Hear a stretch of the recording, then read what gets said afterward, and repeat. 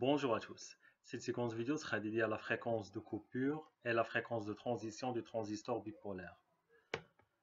Par définition, le gain en courant bêta ou H21, c'est bêta, donc c'est IC sur IB avec VCE constante.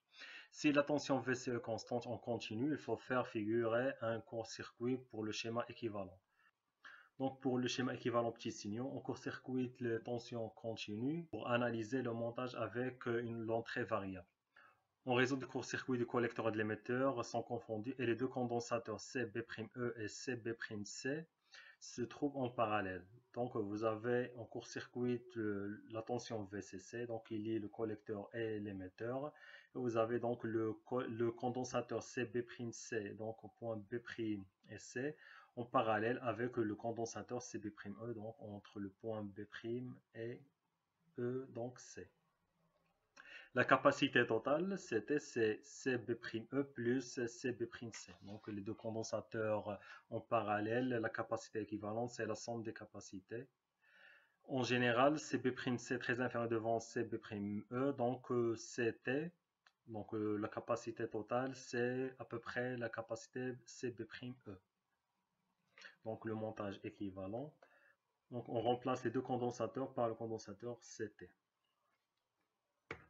Sachant que IC c'est GM VB'(E), donc GM c'est la transconductance, on peut donc exprimer VB'(E) en fonction de IB.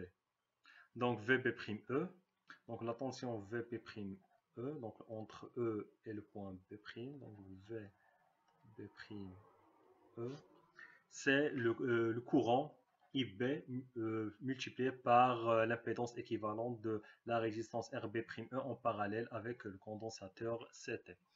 Donc RB'(E) en parallèle avec l'impédance du condensateur, c'est RB'(E) sur 1 plus JRB'(E), c'était oméga. Donc la tension VB'(E), c'est donc l'impédance équivalente multipliée par le courant. Ainsi, donc, vous avez IC, c'est bêta IB, c'est GM VB'(E). Donc, bêta, c'est GM multiplié par VB'(E) sur le courant IB. Donc, VB'(E) sur IB, donc, c'est cette expression qu'on multiplie par Gm. Donc bêta c'est Gm RB'(E) sur 1 plus JRB'(E), c'était oméga. On pose bêta 0 Gm RB'(E) avec bêta 0, c'est IC sur IB qui représente le gain statique à fréquence nulle. Donc pour oméga égale à 0, donc vous avez bêta 0, c'est Gm RB'(E). Bêta représente la fonction de transfert d'un système de premier ordre, qu'on peut bien l'exprimer avec le gain statique bêta 0 sur 1 plus JRB'(E) CT. Donc on peut replacer RB'(E) CT par 1 sur oméga 0. Donc vous avez bêta, c'est bêta 0 sur 1 plus J oméga sur oméga 0. Tel que bêta 0 c'est GM RB'(E) et oméga 0 c'est 1 sur RB'(E) CT. Donc la fréquence de coupure F bêta c'est oméga 0 sur 2pi, donc c'est 1 sur 2pi RB'(E) CT. Donc F bêta c'est 1 sur 2pi RB'(E) CT. F bêta est la fréquence de coupure à moins 3 décibels de gain en courant bêta que l'on peut se représenter par un diagramme en utilisant l'échelle logarithmique. Donc vous avez le diagramme de bord d'un système de premier ordre, donc vous avez le gain statique log F bêta 0 et la fréquence de coupure F bêta.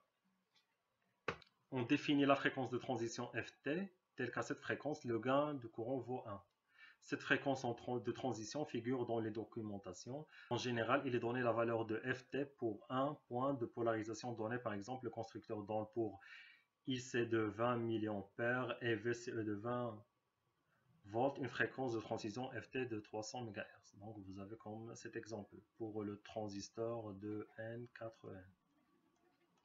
Cette fréquence de transition représente la fréquence à laquelle le transistor ne peut plus amplifier. Donc si pour des fréquences supérieures à FT, vous avez la puissance de sortie inférieure à la puissance d'entrée.